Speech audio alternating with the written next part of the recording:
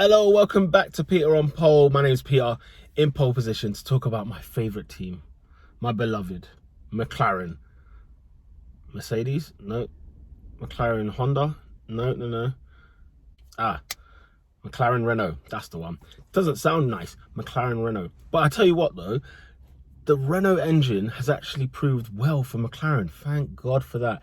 McLaren have been in the wilderness for about, how far do I go? Maybe 2000, since 2012, maybe 13, 12, I'd say. I don't know what's happened with that team, but things are looking up. Last year was brilliant. They finished fourth in the Constructors' Championship with the drivers Carlos Sainz and Lando Norris. They've been brilliant. Lando Norris's first year last year finished 11th in the championship. Sainz finished 10th. So they did very well last year. They did very, very good last year. Top four, that is brilliant. They finished ahead of everybody in the midfield pack.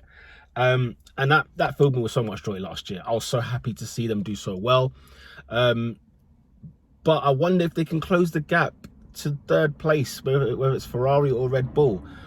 And the thing is, I'm a bit skeptical because I tell you what, man, Racing Point, Renault, they're looking better this year. And that's a worry for me. And McLaren have had with everything that's gone on with COVID-19, McLaren have not had, they've not been able to run the car and test the car as often as they would like. In fact, when teams were allowed to test about 2 weeks ago, time of recording, McLaren couldn't test any car. They had to go back to an old, I think they used, what car did they use? I think they used some, I don't even know. I can't even remember, but I think it was like an academy car or something like that. It was not serious, put it that way. I think it's like a Formula 3 car, something like that. But, you know, I hope that it doesn't hinder their performance this year. I am hoping that they have a good season again. Top four will be great for them again. I'll be happy with that. If they can push for third, then even better.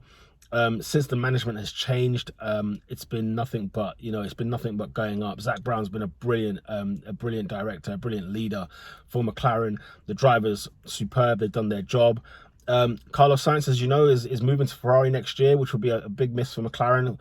But of course, they've recruited Danny Ricciardo for next year as well. So that's been a good sort of get out clause. If you lose Sainz, you can gain Ricciardo. No one's complaining there. So it'll be brilliant. But yeah, it was a big year for McLaren last year, and I think it's going to be a big year again this year. Next year, I think, is where I'll be more focused on them. I want to see how Ricciardo is, and also don't forget, McLaren Mercedes are back together for 2021. I'm excited. I'm too gassed. That's my favorite engine. Obviously, look at the performances. They've been winning championships for what, 6 years straight. I mean, it's not fair. It's not nice. So hopefully the Mercedes engine does them well. How many podiums can they get this year? Because I think they got one last year, and that was right at the end in Brazil. Carlos Sainz got it, and he didn't get to celebrate on the podium, which was so annoying because, like, he found out later after the race that he was a podium because I can't remember who it was that got deducted points or deducted time, and so he ended up finishing third on the grid. But what we want to see is more podiums this year. The only problem is that if McLaren do so good, what would that mean for the Renault engine? I'd start getting nervous thinking, oh, have they made a mistake by jumping the gun a bit early and going to Mercedes next year? Or would the Mercedes, because the Renault might perform great, the Renault might perform really well. It's a shame that the works team Renault did awful last year, yet the McLaren team did brilliant in the Renault engine. So we all know what's gone wrong there then. But yeah, more podiums, more podiums for me. I think they need.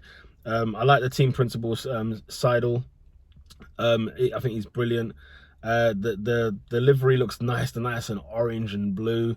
It looks good. It took me a minute to get used to as well. I can't lie, because obviously when I think McLaren, I think of the grey, the black, the red, and a bit of, like, it's not even a red, in it. It's like a blood orange sort of thing. I love the look of that. So we'll see how they do this year. I think they're going to be the ones I'm going to keep my eye on the most. But I hope for all the McLaren fans out there that we have a good year this year. I can't wait. I'm looking forward to them, and I just can't wait to see them back at the front three again. That's the dream. That's the hope. We want championships again. The last one is Lewis Hamilton when he was a kid. That's the last time we've had some real championships there. And even before that, you have to go back to the days of Mika Hakkinen. So that's annoying. And we've had the great drivers. We've had Alonso. We've had Montoya in that car. We've had Raikkonen in that car. Jenson Button, of course, Lewis Hamilton.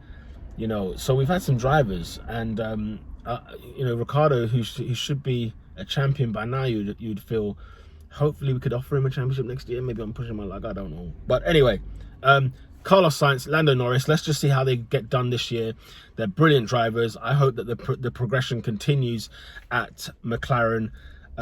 Yeah, I want more exciting progression as they done last year. So hopefully McLaren, you keep that 4th place. I know I've put Racing Point to get that 4th, but I'm wrong. I do hope I'm wrong.